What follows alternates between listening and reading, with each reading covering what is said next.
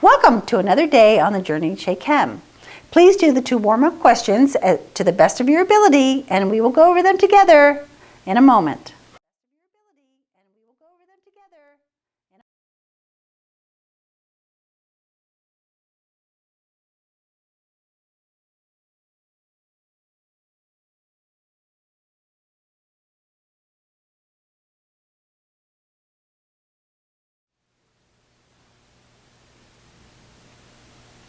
Number 1 is a conversion factor problem. In A, we are given 1.22 times 10 to the negative third decimeters cubed. So I take my original number and I put it over 1, and I am going to centimeters cubed. So I need centimeters cubed in the top and decimeters cubed in the bottom. And then I need to understand that there are 100 centimeters in 10 centimeters, in 1 decimeter. And if I cube 10, I get 1,000 in 1 decimeter cubed. So minus 3 plus 3 is 0, so my answer is 1.22 centimeters cubed. In B, I'm changing centimeters cubed to meters cubed. So centimeters cubed must go in the bottom. There are 1 million centimeters cubed in 1 meter cubed because there are 100 centimeters in 1 meter. If I cube 100, I get 1,000,000. So I have 3.188 times 10 to the 1 minus 6 gives me 3.188 times 10 to the negative 5th meters cubed. For C, I'm changing nanometers all the way to kilometers. So I must go with my base unit first. Meters, cancel my nanometers. Kilometers, cancel my meters.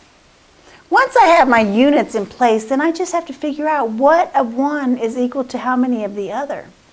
So 1 meter is 1 times 10 to the 9th nanometers. And 1 kilometer is 1 times 10 to the 3rd meters. So my answer comes out to be 8.45 times 10. 3 minus 9 is minus 6. Minus 3 is minus 9 kilometers. So I see that my units cancel, and I get my final unit, which is kilometers, which is what I'm looking for. Now, this number is given in decimal form, so I'm going to change it to 1.02 times 10 to the minus 2, because I'm moving this decimal 2 places, and the number is less than 1, so it's a negative exponent. Now, I am going all the way to micrograms. So first I go to grams, and then I go to micrograms. Now micrograms has this funny little U called a mu, and I have to get rid of kilograms, so there are 1,000 grams in 1 kilogram. There are 1 million micrograms in 1 gram.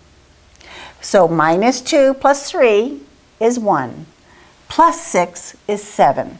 So my answer is 1.02 times 10 to the 7th micrograms.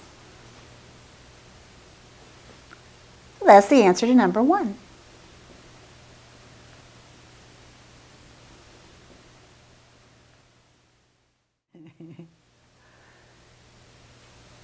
The question in number 2 asks for volume in a density problem.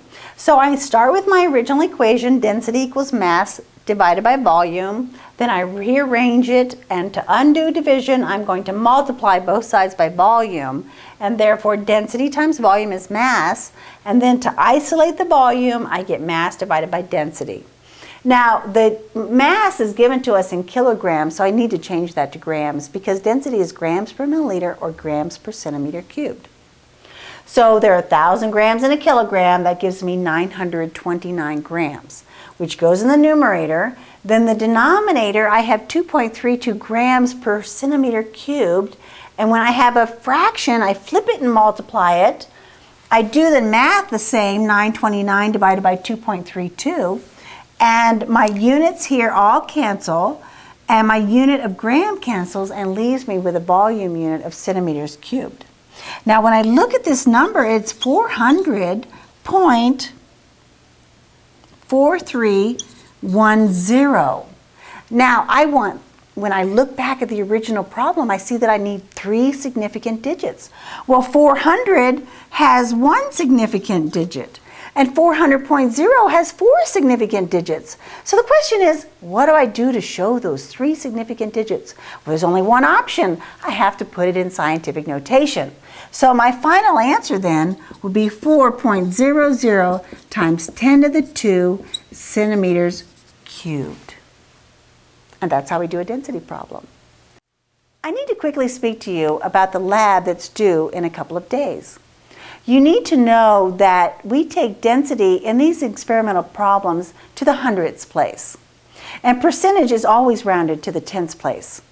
This just allows us to be consistent.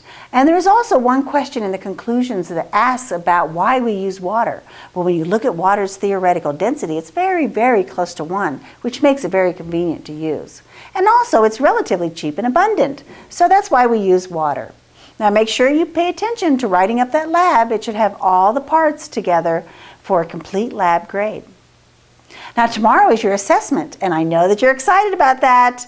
The format of the assessment is that you will have 3 density problems. You will solve for mass, for volume, and for density, and those are 10-point problems. I suggest you go through your warm-ups and review those. The rest of the problems are for significant digits, converting a number from a decimal to scientific notation or back, knowing the prefixes, questions like that, also some terms, and they're all worth 2 points.